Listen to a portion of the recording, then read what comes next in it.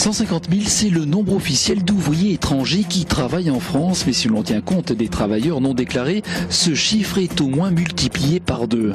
Alors pour mieux encadrer une directive européenne qui date de 1996, les ministres européens du travail se sont réunis aujourd'hui à Bruxelles. Ils ont trouvé un accord sur les moyens d'empêcher les fraudes concernant les travailleurs détachés.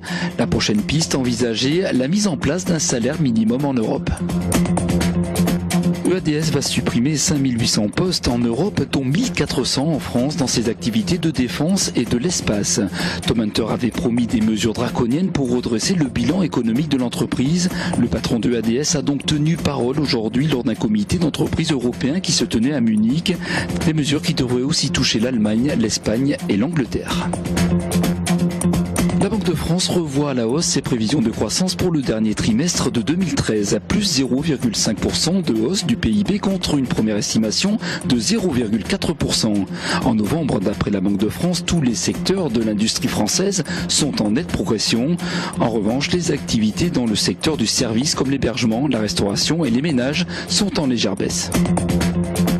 Si Manuel Valls, le ministre de l'Intérieur, reste le plus populaire, le président de la République et le Premier ministre connaissent une petite embellie, une hausse de 2 points. D'après une enquête réalisée par Opinionway, François Hollande enregistre 24% de satisfaits contre 22% en novembre. Même résultat pour Jean-Marc Ayrault qui passe de 23 à 25%.